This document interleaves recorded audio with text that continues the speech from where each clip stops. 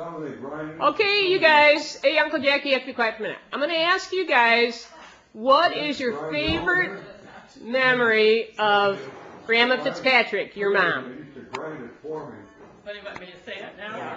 Well, Aunt Char, I think you wanted to do it first. Okay, my mother in a rocker holding a baby. Your mom holding a rocker and a baby? She just loves doing that. Okay. And I'll follow Charlotte by saying she could always go, and get those little ones to sleep. And you, Mom? I think Mom and Christmas and telling me to wrap all these presents and everything. And she's a great order giver. Well, I always like the fact that if I'd gone to a funeral or something bad, that no matter what age I was, I could go in bed with her and sleep. And she would calm me down. And I have another one. Okay.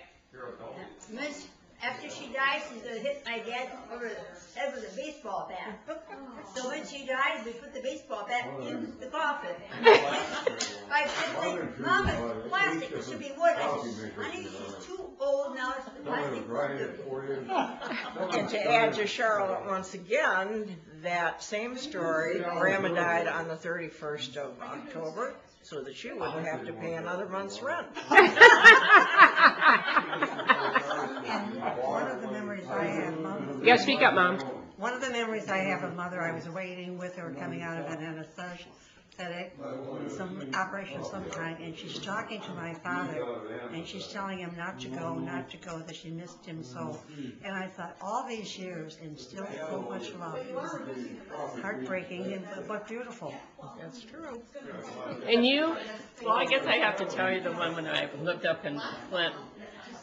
And of course, Mother was always there for you and everything. And I called her. I said, well, Mom, you'll have to come up and get us because Doug's out of town. And the toilets flood over.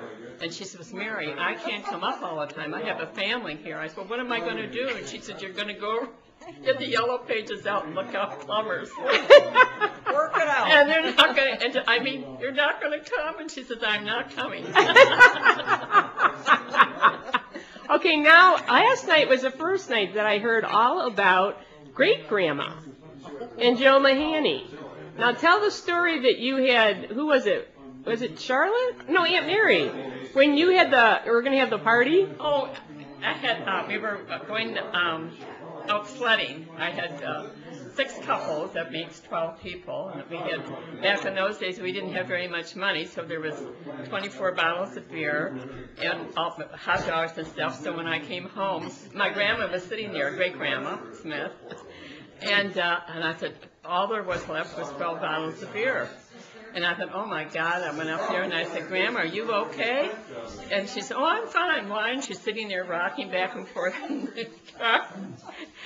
And the chair, and I said, well, what happened to all the beer? She said, well, Joe came over and we drank it together. And that would be Joe Mahoney. And one of the things for me is Grandma's living with me on Piedmont. Now this is great-grandma? Great-grandma living with me. And I getting her ready for bed, and I said, I'll fix you some hot milk. And she said, no, have John fix it. And I said, well, I can make the hot milk. No, she said, have John fix it. And I looked, and he said, little shot, and help her sleep through the night. No harm done. And what about you? Well, you want me one with a cheese drinking or another one? Oh, anything. Okay. Before Paul and I got married, I'd say 6 months before anybody else knew, she said, what's in the wind? I said, nothing. What? She said, listen, when anybody mends her underwear, and she's got drawers full of all brand new clothing, something's coming up. And I have another one. Oh, okay. Grandma lived on the 3rd floor. And she had me up one day. She was going to have a bottle of wine, and we were going to have some together. And Uncle Fred lived in the attic. I don't know if you know that. Anyway, Uncle Fred's fine, and the closet is, the attic door is locked. And I thought, well, I'll have some drink with my grandma. And I thought, oh my God, I can't have any more. I said, Grandma, I've got to go downstairs. I crawled down those stairs and she flew up her drinking. Okay, I have one. I'll combine Grandma and Grandma Kate and Joe Mahoney. Shortly after our daughter Maggie was born, the Grandma came and stayed with me. And so one afternoon, I was upstairs and I came down and I heard the two of them out in the kitchen. And Grandma said, "Here she comes, hide the caps." And they had Altus beer, which was her favorite. So Joe, in turn, took off and went out in the alley to go home, except he went in the wrong direction. And he fell in the weeds. And I went out and I said, Joe, you have to get up. No, baby, it's just wonderful right here. And I said, you better get up because Jack will be home. Uh-oh, big shot. He's coming home. And so pretty soon I had to call Florence. And she came high heels a-clicking through that alley. But it was late afternoon, and we didn't think it would be proper for Grandma to take Joe across the street.